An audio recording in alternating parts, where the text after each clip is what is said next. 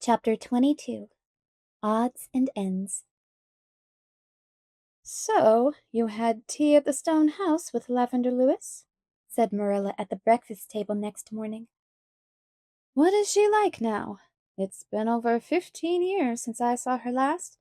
It was one Sunday in Grafton Church. I suppose she has changed a great deal. Davy Keith, when you want something you can't reach, ask to have it passed and don't spread yourself over the table in that fashion. Did you ever see Paul Irving doing that when he was here to meals?" "But Paul's arms are longer'n mine," grumbled Davy. "They've had 11 years to grow, and mine have only 7. 'Sides, I did ask, but you and Anne was so busy talking you didn't pay any 'tention. 'Sides, Paul's never been here to any meal 'cept tea, and it's easier to be polite at tea than at breakfast. You ain't half as hungry. It's an awful long while between supper and breakfast. Now, Anne, that spoonful ain't any bigger than it was last year, and I'm ever so much bigger." "Of course, I don't know what Miss Lavendar used to look like, but I don't fancy somehow that she has changed a great deal," said Anne, after she had helped Davy to maple syrup, giving him 2 spoonfuls to pacify him. "Her hair is snow white, but her face is fresh and almost girlish. And she has the sweetest brown eyes, such a pretty shade of wood brown with little golden glints in them, and her voice makes you think of white satin and tinkling water and fairy bells all mixed up together." "She was reckoned a great beauty when she was a girl," said Marilla. "I never knew her very well, but I liked her as far as I did know her. Some folks thought her peculiar even then. Davy, if I ever catch you at such a trick again, you'll be made to wait for your meals till everyone else is done, like the French." Most conversations between Anne and Marilla in the presence of the twins were punctuated by these rebukes Davy-ward. In this instance, Davy, sad to relate, not being able to scoop up the last drops of his syrup with his spoon, had solved the difficulty by lifting his plate in both hands and applying his small pink tongue to it. Anne looked at him with such horrified eyes that the little sinner turned red and said, half shamefacedly, half defiantly, "There ain't any wasted that way." "People who are different from other people are always called peculiar," said Anne, "and Miss Lavendar is certainly different, though it's hard to say just where the difference comes in. Perhaps it is because she is one of those people who never grow old." "One might as well grow old when all your generation do," said Marilla, rather reckless of her pronouns. "If you don't fit in anywhere. Far as I can learn, Lavender Lewis has just dropped out of everything. She's lived in that out-of-the-way place till everybody has forgotten her. That stone house is one of the oldest on the island. Old Mr. Lewis built it 80 years ago, when he came out from England. Davy, stop joggling Dora's elbow. Oh, I saw you. You needn't try to look innocent. What makes you behave so this morning?" "Maybe I got out of the wrong side of the bed," suggested Davy. "Milty Boulter says if you do that, things are bound to go wrong with you all day. His grandmother told him. But which side is the right side? And what are you to do when your bed's against the wall? I want to know."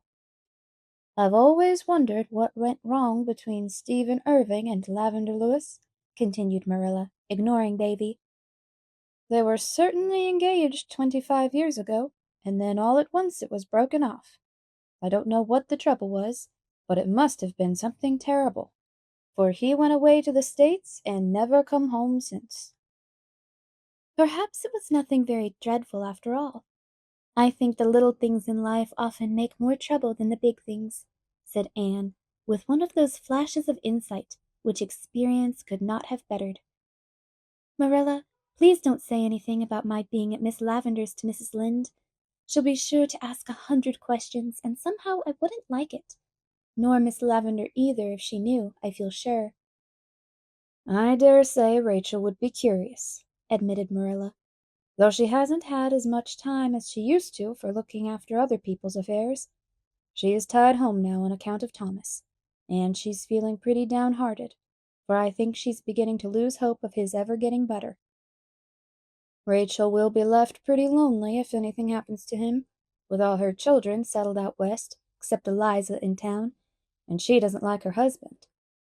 Marilla's pronouns slandered Eliza, who was very fond of her husband. "Rachel says if he'd only brace up and exert his willpower, he'd get better. But what is the use of asking a jellyfish to sit up straight?" continued Marilla. "Thomas Lynde had never any willpower to exert. His mother ruled him until he married, and then Rachel carried it on. It is a wonder he dared to get sick without asking her permission. But there, I shouldn't talk so. Rachel has been a good wife to him. He'd never have amounted to anything without her, that's certain. He was born to be ruled, and it's well he fell into the hands of a clever, capable manager like Rachel. He didn't mind her way. It saved him the bother of ever making up his own mind about anything. Davy, do stop squirming like an eel." "I've nothing else to do," protested Davy.